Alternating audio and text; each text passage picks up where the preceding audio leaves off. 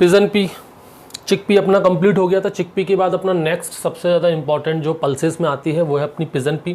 Pigeon P के बाद एक और मोस्ट इंपॉर्टेंट है अपना लेंटिल, फिर ग्रीन ग्राम और अपना उर्द बीन, ब्लैक ग्राम, बड़े छोटे छोटे से, उनको तो एक साथ ही पढ़ लेंगे अपन।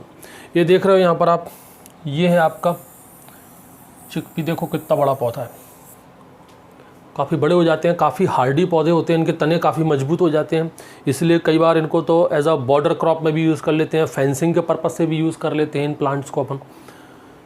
शुरू करें, जनरल चीज़ों से बात कर लेते हैं अपन। सबसे पहले तो देखो बॉटनिकल नेम क्या है इसका, क्या है, जनस का बड़ा कॉमन है। फैमिली बताइए, फैबिएसी, या फिर पुराना नाम क्या है इसका, लेग्यूमिनेसी, और आजकल नया नाम क्या चल रहा है, फैबिएसी, ये नया नाम चल रहा है। जैसे ग्रेमिनी और पोएसी था, ऐसे यहाँ पर लेग्यूमिनेसी और फैबिएसी है। क्रोमोसोम नंबर देखो 22, कैसा है ये आपका, डिप्लॉयड है। ये क्रोमोसोम नंबर तो आपको सभी क्रॉप के याद करने ही पड़ेंगे, क्योंकि आजकल इनसे काफ़ी क्वेश्चन पूछते हैं। क्रोमोसोम से नहीं पूछते, क्वेश्चन पूछता है वो एंडोस्पर्म से, हमेशा पूछेगा, एक ना एक क्रॉप का पूछ ही लेगा आपको, एंडोस्पर्म का पूछ लेगा। अब एंडोस्पर्म का क्रोमोसोम नंबर आपको अलग से याद करने की जरूरत नहीं है, आप बस खाली मेन याद करो। मेन क्या है, उसके अंदर 22 है, तो बताओ इसके एंडोस्पर्म में कितना हो जाएगा। एंडोस्पर्म हमेशा 3n होता है, ट्रिप्लॉइड नेचर का होता है। तो मान लो इसके अंदर 2n कितना है, मान लो क्या है ही 2n = 22 है, मतलब n = 11 हो जाएगा, तो ट्रिप्लॉइड कितना हो जाएगा, 33। तो वो मैं आपको बता चुका हूँ पिछली वीडियो में। अफ्रीका है तो है इसका ओरिजिन, ये है काफ़ी इंपॉर्टेंट। पिजन पी का ओरिजिन क्या है, अफ्रीका। ठीक, कॉमन नेम देखो क्या कॉमन नेम है इसके। पिजन पी को हम लोग अरहर भी कहते हैं हिंदी में, अरहर किस में कहते हैं, हिंदी में कहते हैं। इसके अलावा और भी हैं इसके कॉमन नेम, इसको हम लोग रेड ग्राम भी कहते हैं, इसको हम लोग कॉन्गो पी भी कहते हैं। ये कुछ इसके मोस्ट इंपॉर्टेंट कॉमन नेम है। यहाँ से भी पूछ सकता है कि भाई अरहर का बताओ, तो आप भी मत सुना अरहर क्या चीज़ है, अरहर, pigeon pea, red gram, Congo pea, सब एक ही बात है। इनफ्लोरेसेंस, एक्सिलरी रेसिन, वही सबके अंदर सेम टाइप की होती है यहाँ पर पल्सेस में। अब देखो ये काफ़ी इंपॉर्टेंट पॉइंट है पिजन पी का, काफ़ी ज़्यादा इंपॉर्टेंट पॉइंट है। पिजन पी एक ऑफन क्रॉस पॉलिनेटेड क्रॉप है। कैसी है, ऑफन क्रॉस पॉलिनेटेड, और खरीफ क्रॉप में आती है, मतलब ये एक शॉर्ट डे प्लांट है। ये सबसे ज़्यादा इंपॉर्टेंट पॉइंट है। ऑफन क्रॉस, 3 तरह की कैटेगरी होती हैं, एक होती है सेल्फ पॉलिनेटेड, एक होती है क्रॉस पॉलिनेटेड, और एक इनका बीच का होता है ऑफन क्रॉस पॉलिनेटेड, जो मैंने बताया था आपको। देखो सेल्फ पॉलिनेटेड के अंदर 95% तो सेल्फ पॉलिनेशन ही होता है, लेकिन 5% उसके अंदर क्रॉस पॉलिनेशन भी हो सकता है। क्रॉस पॉलिनेशन के अंदर तो 100% क्रॉस पॉलिनेशन ही होगा, लेकिन सेल्फ पॉलिनेटेड जो क्रॉप होती है उनके अंदर 95% सेल्फ पॉलिनेशन होगा, 5% उनके अंदर क्रॉस पॉलिनेशन भी हो सकता है।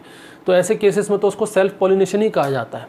लेकिन अगर ये 5% का जो चांस है, ये अगर 30% तक पहुंच जाए, 30% या उससे ऊपर निकल जाए, कौन सा, क्रॉस पॉलिनेशन अगर 30% से ऊपर निकल जाए, यानी कि मान लो उसके अंदर 70% तो हो रहा है सेल्फ और 30% हो रहा है क्रॉस, तो अब उसको सेल्फ नहीं कहेंगे। अब सेल्फ कहाँ बची, 30% तक तो क्रॉस ही हो रहा है उसके अंदर, तो वो एक मिक्सचर बन गया, कंबाइन बन गया, तो उसको एक नया नाम दे दिया हमने, ऑफन क्रॉस पॉलिनेटेड क्रॉप। ठीक, तो ये कैसी क्रॉप है आपकी, पिजन पी जो है, अरहर जो है, वो ऑफन क्रॉस पॉलिनेटेड क्रॉप है, और खरीफ क्रॉप में आती है, इसलिए इसको अपन इसको शॉर्ट डे प्लांट भी कह देते हैं। अब देखो और कुछ बातें, जनरल मैच ए अपना सबसे ज़्यादा इंपॉर्टेंट पॉइंट इसका वैरायटी को लेकर, यहाँ से कई बार क्वेश्चन आया। एक वैरायटी है इसकी UPAS 120, ये इसका नाम इसलिए 120 का मतलब है 120 दिन के अंदर पक्के तैयार हो जाती है। ये एक्स्ट्रा अर्ली मैच्योरेटिंग वैरायटी है। एक वैरायटी और है इसकी प्रभात, ये दोनों वैरायटी जो है वो एक्स्ट्रा अर्ली वैरायटी है, 120 दिन के अंदर पक्के तैयार हो जाती है। इवन वो प्रभात तो 120 से भी पहले पक्के तैयार हो जाती है। तो ये काफ़ी सारा क्वेश्चन इसके ऊपर आ चुके हैं। UPAS 120 इस वैरायटी का नाम याद रखना। नेक्स्ट मोस्ट इंपॉर्टेंट पॉइंट है इसका, वो कौन सा हाइब्रिड वैरायटी है जिसको इक्री सेट ने रिलीज़ किया था। देखो इंडिया के अंदर पिजन पी पर सबसे ज़्यादा अगर कहीं रिसर्च हो रही है ना तो वो इक्री सेट में ही हो रही है। या ऐसे भी बात कर सकते हैं अपन के पिजन की पी के ऊपर सबसे ज़्यादा रिसर्च करने वाला इंटरनेशनल इंस्टीट्यूट कौन सा है, तो वो इक्री सेट है। इसके अलावा सॉर्गम की, सॉर्गम में शायद मैंने आपको बताया नहीं, अभी सुनो, सॉर्गम का भी सबसे ज़्यादा जर्म प्लाज्म, सबसे ज़्यादा रिसर्च वाली जगह जो है वो इक्री सेट ही है। तो वो कौन सी हाइब्रिड वैरायटी है जो इक्री सेट ने बनाई है पिजन पी में, ICPH8 मोस्ट इंपॉर्टेंट पॉइंट है, ICPH8, ये इंपॉर्टेंट लगा लेना, काफ़ी बार क्वेश्चन इस पे आ चुका है। नेक्स्ट देखो यहाँ पर जितनी भी पल्सेस क्रॉप है, जितनी कि अपन को 5-6 पढ़नी है, एक तो चिकपी है खुद, दूसरी अपनी पिजन पी है, इसके अलावा लेंटिल पढ़ेंगे अपन, और आपको मूंग बीन पढ़ेंगे, उर्द बीन पढ़ेंगे, इसके अलावा और भी हैं। तो जितनी भी पल्सेस क्रॉप है उन सब के अंदर सबसे ज़्यादा ड्रॉट टॉलरेंट यही है।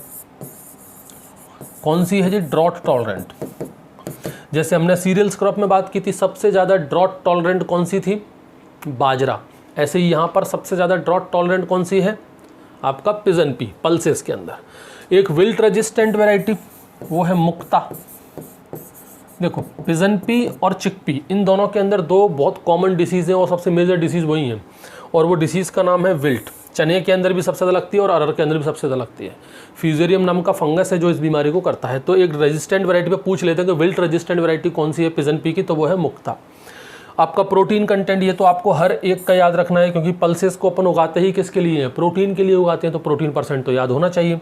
यहाँ पर होता है 25%। कितना है प्रोटीन कंटेंट? 25। और देखो इसमें कुछ और इंपॉर्टेंट चीज़ें, पिजन पी के अंदर जर्मिनेशन कैसा होता है? पिजन पी के अंदर जर्मिनेशन होता है हाइपोजियल। चिकपी में जर्मिनेशन था इपीजियल, यहाँ कैसा होता है? Hypogeal germination. पिजन पी के अंदर होता है हाइपोजियल जर्मिनेशन। और कुछ बातें, पिजन पी जो है आपका पता है एक C3 प्लांट है, ऑफन क्रॉस पोलिनेटेड, हमने पढ़ ही लिया। कुछ और इम्पॉर्टेंट चीज़ें हैं पिजन पी को लेकर, उसके बारे में अपन चर्चा करेंगे। यहाँ पर देखिए स्लाइड में क्यों नहीं आया, ये मिस हो गया शायद। पिजन पी जो है ना सबसे कम फर्टिलाइज़र कंज्यूम करती है, सबसे कम फर्टिलाइज़र। इसको मिनी फर्टिलाइज़र क्रॉप भी कहा जाता है। क्या कहते हैं इसको? मिनी फर्टिलाइज़र क्रॉप भी हम लोग पिजन पी को कहते हैं। यही है इसके अंदर की कुछ मोस्ट इम्पॉर्टेंट बातें। एक चीज़ और देखो, मैक्सिमम एरिया, प्रोडक्शन और प्रोडक्टिविटी। यहाँ पर ये जो प्रोडक्टिविटी वाला है ना, इससे क्वेश्चन आ चुका है 2-3 बार, ये काफ़ी इंपॉर्टेंट है प्रोडक्टिविटी को लेकर। देखो मैक्सिमम एरिया तो है इसका महाराष्ट्र में। कहाँ पर है? महाराष्ट्र में। प्रोडक्शन भी वैसे तो इसका महाराष्ट्र में ही है, लेकिन कई जगह पर आपको उत्तर प्रदेश भी मिल जाएगा। प्रोडक्टिविटी सबसे ज़्यादा है इसकी बिहार में। यहाँ से क्वेश्चन कई बार आ चुका है, इन पर तो नहीं आया, लेकिन इसके ऊपर बहुत बार क्वेश्चन आ चुका है कि इसकी प्रोडक्टिविटी सबसे ज़्यादा कहाँ पर है? बिहार में है। ये चीज़ आपको क्लियर हो गई, प्रोडक्टिविटी को रिलेटेड कोई कन्फ्यूज़न आपके अंदर नहीं होना चाहिए। कुछ और है क्या भाई इसमें बताने के लिए? दिखाओ कुछ है क्या? चलो कुछ नहीं, आगे बढ़े अपन। अब देखो स्पीसीज, दो तरह की यहाँ पर स्पीसीज होती हैं। किस बेसिस पर, किस आधार पर हमने वो दो तरह की स्पीसीज बताई हैं? एक तो बताया है उसके मॉर्फोलॉजिकल कैरेक्टर के आधार पर, मॉर्फोलॉजिकल कैरेक्टर, मॉर्फोलॉजिकल कैरेक्टर, और दूसरा है उसकी मैच्योरिटी। मॉर्फोलॉजिकल कैरेक्टर मतलब जैसे कि उसकी हाइट, प्लांट की हाइट क्या है, जैसे कि उसके अंदर नंबर ऑफ सीड कितने हैं पर पॉड, जैसे प्लांट की लंबाई कितनी है, उसकी एक फली में कितने सीड बन रहे हैं, नंबर ऑफ सीड पर पॉड। और मैच्योरिटी मतलब वो पक्के कब तैयार हो रही है, कितने समय में पक्के तैयार हो रही है, वो लेट मैच्योरिटी वाली है कि अर्ली मैच्योरिटी वाली है। इन दो चीज़ों के आधार पर दो तरह की स्पीसीज़ हम लोगों ने क्लासीफाई की हैं। एक है कैजनस कज़न, बायकोलर और दूसरी है कैजेनस कजन फ्लेवस। दोनों ही इंपॉर्टेंट है, एक कैजेनस कजन बायकोलर और कैजेनस कजन फ्लेवस, दोनों में समझो आप। ये जो कैजेनस कजन बायकोलर है ना, ये लेट मैच्योरिटी वाली है, देर में पकती है, जो कि किसान को बिल्कुल पसंद नहीं है। कोई भी किसान नहीं चाहता कि उसकी फसल ज़्यादा दिनों तक फील्ड में खड़ी रहे, जल्दी से जल्दी पक के तैयार हो, उसको काट के ले जाएं। तो ये फीचर तो कोई नहीं चाहता, लेट मैच्योरिटी वाली है। ऊपर से कोई नहीं चाहता कि उसकी फसल की जो ऊंचाई है वो लंबाई ज़्यादा हो, क्योंकि फसल की लंबाई जितनी ज़्यादा होगी, पौधा जितना ज़्यादा ऊंचा होगा, उसके गिरने के चांसेस, लॉजिंग के चांसेस उतने ज़्यादा हो जाते हैं। ऊपर से ये जो है वो लॉन्ग प्लांट है, इसका लॉन्ग प्लांट हाइट है। लेकिन एक चीज़ इसके अंदर अच्छी है और वो है इसके अंदर नंबर ऑफ सीड का। 4 से 5 सीड पाए जाते हैं पर पॉड में, एक फली के अंदर 4 से 5 सीड पाए जाते हैं। और ये ग्रो की जाती है आपकी स्पेशली नॉर्थ इंडिया में। नॉर्थ इंडिया में इसी का कल्टीवेशन बेसिकली होता है। दूसरा है अपना कैजेनस कजन फ्लेवस। कैजेनस कजन फ्लेवस को देखो, ये आपकी अर्ली मैच्योरिटी वैरायटी है, काफ़ी अच्छी बात है, हर किसान को चाहिए ये चीज़, अर्ली मैच्योरिटी है। इसके अलावा शॉर्ट प्लांट हाइट है, प्लांट की हाइट भी कम है, ये भी अच्छी बात है। लेकिन इसके अंदर एक ही अच्छी बात नहीं है जो मेन है, और वो है नंबर ऑफ सीड। इसके अंदर नंबर ऑफ सीड होते हैं केवल 2 से 3 सीड पर पॉड। वहाँ सीड ज़्यादा है, बाकी सब चीज़ें बेकार हैं। यहाँ पर सीड कम है लेकिन बाकी सब चीज़ें अच्छी हैं। और ये आपकी ग्रो की जाती है बेसिकली साउथ इंडिया के अंदर। समझ आया? दोनों को याद रखना। उसके बाद देखो, सॉइल एंड क्लाइमेट, कुछ भी ऐसा विशेष यहाँ पर नहीं है। क्लाइमेट की अगर बात करें हम सभी को पता है ये एक खरीफ क्रॉप है। खरीफ क्रॉप है तो सीधी सी बात है, इसको वार्म क्लाइमेट की ज़रूरत पड़ेगी। ठीक। सॉइल की अगर हम बात करें यहाँ पर, तो क्ले लोम सॉइल सबसे अच्छी मानी जाती है। देखो, प्लांट की हाइट जितनी ज़्यादा होगी, हमको पता है अरहर का जो पौधा होता है वो काफ़ी बड़ा होता है, हाइट इसकी यूजुअली ज़्यादा होती है। अगर डॉर्फ की भी बात करें तो वो भी काफ़ी इतनी लंबी होती है। तो जितना ज़्यादा प्लांट होगा उतना ऊंचा होगा, उसके लिए हमको मिट्टी वैसी चाहिए जो उसको अच्छे से पकड़ के रखे, जैसे क्ले लोम सॉइल। क्ले शब्द जहाँ पर भी आ जाए ना, समझ जाओ उस मिट्टी की पकड़ बहुत मजबूत होगी। सैंडी शब्द जहाँ पर आ जाए, समझो उस मिट्टी की पकड़ अच्छी नहीं होगी। तो प्लांट की हाइट ज़्यादा है, एक बड़ा बेसिक सा कंसेप्ट इसको रखना। प्लांट की हाइट ज़्यादा है तो आपको क्ले सॉइल पर जाना ही जाना पड़ेगा, वहाँ पर क्ले कंटेंट तो होना ही चाहिए। उसके बाद अपन बात करो, ये है देखो इंपॉर्टेंट चीज़। सबसे पहला है आपका sowing time, first fortnight of June. Fortnight का मैंने आपको बताया था, फोर्टनाइट का मतलब होता है 14 दिन। 14 दिन का एक फोर्टनाइट होता है। तो एक महीने में कितने फोर्टनाइट होंगे? 2 होंगे, 14 दिन के। तो अपन ने कहा first fortnight of June, first fortnight of June. तो फर्स्ट फोर्टनाइट ऑफ जून का मतलब हो गया पहले 14 दिन, यानी कि 1 जून से लेकर के 14 जून तक के बीच में अपन को यहाँ पर सोइंग कर देनी चाहिए। ठीक। उसके बाद अपना क्या है, सीड रेट काफ़ी ज़्यादा इम्पॉर्टेंट है, 12 से 15 केजी पर हेक्टेयर। इस पर क्वेश्चन पूछे जा चुके हैं, इसको याद रखना आप लोग। सीड रेट है 12 से 15 KG per hectare. Seed treatment वही जो मैंने चिकपी के केस में आपको बताया था, राइजोबियम से अपन को करना है, FIRR मेथड से। FIR क्या चीज़ है ये मैं आपको चिकपी में बता चुका हूँ। F मतलब पहले फंगीसाइड से करेंगे, फिर इंसेक्टिसाइड से करेंगे, फिर राइजोबियम से करेंगे। ये R फॉर क्या है यहाँ पर, राइजोबियम। यही सबसे ज़्यादा इंपॉर्टेंट है, क्योंकि राइजोबियम का जो ट्रीटमेंट अपन करते हैं वो सिर्फ लेग्यूमिनस क्रॉप में ही करते हैं। सीरियल्स क्रॉप में राइजोबियम कल्चर का ट्रीटमेंट नहीं करते। राइजोबियम मतलब एक बैक्टीरिया है। नेक्स्ट क्या है आपका, स्पेसिंग। स्पेसिंग है इसकी 60 × 20 सेंटीमीटर। 60 का मतलब रो टू रो है, जो ज़्यादा होती है वो हमेशा रो टू रो होती है, जो कम होती है वो हमेशा प्लांट टू प्लांट होती है। उसके बाद आपका है प्लांट पॉपुलेशन, ये काफ़ी इम्पॉर्टेंट पैरामीटर है। जैसा कि मैंने बताया था कि प्लांट पॉपुलेशन का तो अलग ही फॉर्मूला है, इसको कैसे कैलकुलेट करते हैं वो सारी चीज़ें मैं आपको सिखाऊंगा। लेकिन कुछ क्रॉप का आप डायरेक्ट याद रखेंगे। जैसे कि इसकी अगर हम बात करें तो यहाँ पर है 55,000 प्लांट, 55,000 प्लांट पर हेक्टेयर। ये काय में है, खरीफ क्रॉप में है। लेकिन कुछ जगहों पर अरहर को, पिजन पी को रबी क्रॉप में भी लगाया जाता है। तो क्वेश्चन पूछ लेते हैं कि बताओ रबी क्रॉप में प्लांट पॉपुलेशन क्या होगी। तो 3.33 लाख प्लांट पर हेक्टेयर, ये रबी के लिए, अगर आप रबी सीजन में लगा रहे हो तो। ये दोनों डाटा आप लोग याद रखना, मोस्ट इम्पॉर्टेंट डाटा है आपका। आगे बढ़े, फर्टिलाइज़र, इरिगेशन और वीड मैनेजमेंट, तीनों में से कहीं से कोई क्वेश्चन नहीं आता, सिर्फ अपनी जानकारी के लिए आप रखो। यहाँ पर NPK याद रखो, जैसा कि मैंने आपको बताया था फर्टिलाइज़र से रिलेटेड के सबसे कम फर्टिलाइज़र की इसको ज़रूरत पड़ती है, तो ये मिनी फर्टिलाइज़र क्रॉप है। NPK सभी के लिए मैंने आपको बताया था वही था 20-40-20, ठीक है। ये एक मिनी फर्टिलाइज़र क्रॉप है, मिनी फर्टिलाइज़र क्रॉप है। उसके बाद अपना देखो इरिगेशन, तो इरिगेशन में तो मैंने आपको सबसे पहला एक पॉइंट बताया था कि ये एक ड्रॉट टॉलरेंट क्रॉप है।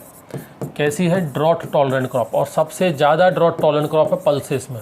पल्सेस में अगर पानी ना भी मिले फिर भी वो क्रॉप जीवित रहे तो वो यही है। तो वैसे तो इसको पानी की ज़रूरत नहीं है क्योंकि ये खरीफ क्रॉप में लगाई जाती है और खरीफ सीजन में अपनी बारिश तो होती ही होती है। तो ये मोस्टली किस पर डिपेंड करती है आपकी, मोस्टली ये आपकी डिपेंड करती है रेनफॉल पर, बारिश पर। लेकिन फिर भी अगर आप पानी देना चाहो तो 2 इरिगेशन आप यहाँ पर दे सकते हो,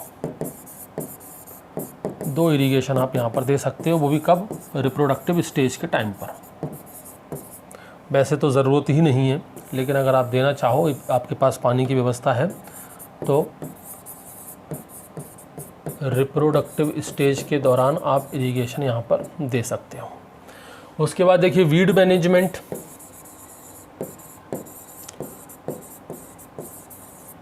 वीड मैनेजमेंट से खाली बस वीडिसाइड के ऊपर क्वेश्चन आते हैं। तो यहाँ पर यूज़ किया जाता है प्री प्लांट हर्बिसाइड, एक प्री प्लांट हर्बिसाइड का यहाँ पर यूज़ किया जाता है। ये काफ़ी इम्पॉर्टेंट भी है क्योंकि प्री प्लांट हर्बिसाइड कौन सा है, यहाँ से क्वेश्चन पूछा जाता है। और काफ़ी सारी क्रॉप है, सोयाबीन के अंदर भी अपन यूज़ करते हैं प्री प्लांट हर्बिसाइड का। तो प्री प्लांट हर्बिसाइड का नाम क्या है, उसका नाम है फ्लूक्लोरालिन। इसको याद रखना है, इसका जो मार्केट नेम है, ट्रेड नेम है, वो है बेसालिन। ये मोस्ट इम्पॉर्टेंट है, यहाँ से कई बार क्वेश्चन आ चुका है हर्बिसाइड के ऊपर कि फ्लूक्लोरालिन कैसा है, प्री प्लांट है। अच्छा, आप लोग समझते हो ना, 3 तरह के होते हैं, एक होता है प्री प्लांट, एक होता है प्री इमरजेंस, ये सब मैं आपको हर्बिसाइड बीड वाला चैप्टर का तब बताऊंगा, और एक होता है आपका पोस्ट इमरजेंस। तो प्री प्लांट का मतलब क्या होता है, सोइंग से पहले, आपने बुवाई भी नहीं की उससे पहले ही आप इसका स्प्रे कर दो। पोस्ट इमरजेंस का मतलब क्या होता है, सोइंग के बाद, after sowing but before germination. Sowing के 2-3 दिन बाद ही आपने कर दिया, जर्मिनेशन से पहले, वो प्री इमरजेंस है। और पोस्ट इमरजेंस का मतलब होता है आफ्टर जर्मिनेशन या फिर इन स्टैंडिंग क्रॉप। खड़ी फसल में जब अपन स्प्रे करते हैं तो उसको पोस्ट इमरजेंस कहते हैं। आपने बुवाई कर दी लेकिन अभी पौधा उसमें से बाहर नहीं निकला, जर्मिनेशन नहीं हुआ है, तब आप करोगे तो प्री इमरजेंस है। अभी आपने बुवाई की नहीं है, उससे पहले आप हर्बिसाइड डाल रहे हैं तो उसको प्री प्लांट कहते हैं। तो फ्लूक्लोरालिन क्या है, आपका प्री प्लांट हर्बिसाइड है। नेक्स्ट आपका देखो हार्वेस्टिंग, 120 से लेकर 130 दिन के बाद आप यहाँ पर हार्वेस्टिंग कर सकते हो, आप यहाँ पर हार्वेस्टिंग कर सकते हो। यहाँ पर एक पॉइंट पूछा जाता है हार्वेस्टिंग इंडेक्स को लेकर, कि हार्वेस्टिंग इंडेक्स कितना होता है इसके लिए, काफ़ी इंपॉर्टेंट पॉइंट है। सबसे लोएस्ट, सबसे कम हार्वेस्टिंग इंडेक्स होता है अमंग दी पल्सेस। जितनी भी पल्सेस अपन पढ़ेंगे ना, उन सब में सबसे कम हार्वेस्टिंग इंडेक्स इसी का होता है। कितना होता है, मात्र 19%। अच्छा, आप लोग सोच रहे हो हार्वेस्टिंग इंडेक्स होता क्या है। देखो हार्वेस्टिंग इंडेक्स, इसको शॉर्ट में लिखते हैं HI। इसका फॉर्मूला क्या होता है HI का, हार्वेस्टिंग इंडेक्स होता है आपका grain yield divided by biological yield, grain yield divided by biological yield into 100। ये बायोलॉजिकल यील्ड का मतलब क्या है, बायोलॉजिकल यील्ड का मतलब है यहाँ पर ग्रेन प्लस स्ट्रॉ दोनों को मिलाकर कहते हैं बायोलॉजिकल यील्ड। देखो जैसे कि आपको बताएं, ये प्लांट है, ये आपका पिजन पी का प्लांट है। मान लो हमने इस प्लांट का वेट लिया, टोटल पूरा जो प्लांट है पूरे पत्तियों समेत, ध्यान रखना पूरे प्लांट का मतलब इसकी पत्ती, स्टेम, रूट सबका वेट हमको लेना है। तो मान लो उसका वेट आया 5 kg, यानी कि इसमें जो इसका बायोलॉजिकल यील्ड है वो कितनी है, 5 kg है। मान लिया हमने इतना इसका वजन आया। अब इसमें से जो फली निकल रही है ना, जो इससे ग्रेन निकलेगा ना, वो मान लो ग्रेन आया है मान लो सिर्फ 1 किलो, तो आप निकाल दीजिए यहाँ पर हार्वेस्टिंग इंडेक्स क्या होगा, यहाँ पर HI इक्वल टू जाएगा ग्रेन यील्ड अपॉन बायोलॉजिकल, यानी 5 × 100, ये लगभग आपका कितना हो गया 20%। तो इस पिजन पी के अंदर अपना हार्वेस्टिंग इंडेक्स कितना होता है आपका 19% होता है, 20 से भी कम। तो इस तरह से निकालते हैं अपन क्या हार्वेस्टिंग इंडेक्स। यानी कहने का मतलब तो ये है कि उस प्लांट के अंदर स्ट्रॉ वगैरह तो बहुत सारा है, बहुत सारी चीज़ें हैं उसके अंदर, प्लांट इतना हैवी हो गया, उसका फिजिकल अपीयरेंस इतना खतरनाक है, लेकिन सीड उसके अंदर बहुत कम निकल रहा है। उस कंडीशन में हार्वेस्टिंग इंडेक्स कम हो जाता है। यहाँ से आप देख रहे हैं ना, जब बायोलॉजिकल यील्ड अगर बढ़ेगी, बायोलॉजिकल यील्ड में स्पेशली अगर स्ट्रॉ का कंटेंट ज़्यादा होगा तो आपका हार्वेस्टिंग इंडेक्स क्या होगा, कम होगा। ग्रेन की यील्ड बढ़ेगी तो देखो ये इसके डायरेक्टली प्रोपोर्शनल है और ये इसके क्या है, इनवर्सली प्रोपोर्शनल है। तो अगर ग्रेन यील्ड बढ़ाओगे तो हार्वेस्टिंग इंडेक्स बढ़ेगा, बायोलॉजिकल यील्ड बढ़ाओगे तो ये कम होगा। हालांकि बायोलॉजिकल यील्ड के अंदर ग्रेन भी आता है, लेकिन ग्रेन के अंदर भी कौन सा आपका, बायोलॉजिकल यील्ड में भी कौन सा, स्ट्रॉ अगर बढ़ेगा तो फिर आपकी हार्वेस्टिंग इंडेक्स कम होगा। उपज की अगर बात करें, यील्ड 20 से 25 kg पर हेक्टेयर, कोई नहीं पूछता इनको आजकल, ठीक है। स्टोरेज में जाओ तो वही 12% मॉइस्चर कंटेंट पर हमको इसे स्टोर करना है। ये आपका पिजन पी था, बड़ा सिंपल सा है।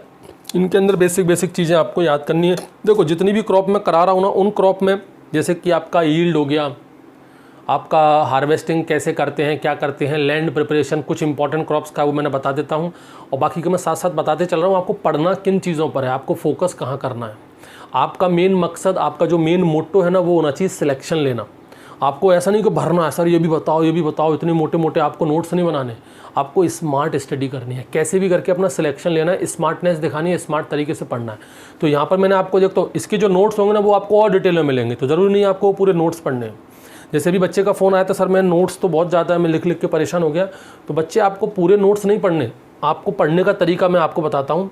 सबसे पहले तो आप सिर्फ और सिर्फ वीडियो देखिए, जो मैं आपको समझा रहा हूँ सिर्फ और सिर्फ उसी को देखिए, जो मैंने वीडियो में बताया है उसको आप नोट कीजिए, ये जो पढ़ा रहा हूँ ना सिर्फ और सिर्फ इसी को अपनी कॉपी में नोट कीजिए, इसके अलावा कुछ भी नहीं करना। इसके अलावा मैं बीच बीच में ये भी बोलता रहता हूँ कि ये इंपॉर्टेंट है, ये इंपॉर्टेंट नहीं है। जैसे मैंने आपको बताया, ये यहाँ मैंने बताया, यहाँ क्या इंपॉर्टेंट है, कुछ भी इंपॉर्टेंट नहीं है, ना ये इंपॉर्टेंट ना ये इंपॉर्टेंट। चाहो तो इसको नोट मत करो, कोई ज़रूरत नहीं है इसको भी पढ़ने की।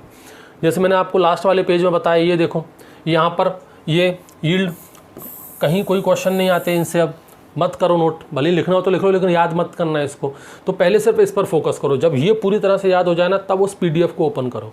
फिर PDF में देखो कुछ एक्स्ट्रा तो नहीं है, कोई ऐसी चीज़ जो इंपॉर्टेंट हो, सर ने नहीं बताई हो, तो उसको भी नोट कर लो। वो तरीका है लिखने का, याद करने का, ठीक है। डायरेक्ट ऐसा नहीं डायरेक्ट PDF खोलियो, PDF को रट लिया, तो फिर वीडियो बनाने का मतलब क्या हुआ। वीडियो देखिए, वीडियो से ही सारी चीज़ें आपको याद हो जाएंगी, PDF की नौबत ही नहीं आएगी आपको। क्लियर हुआ?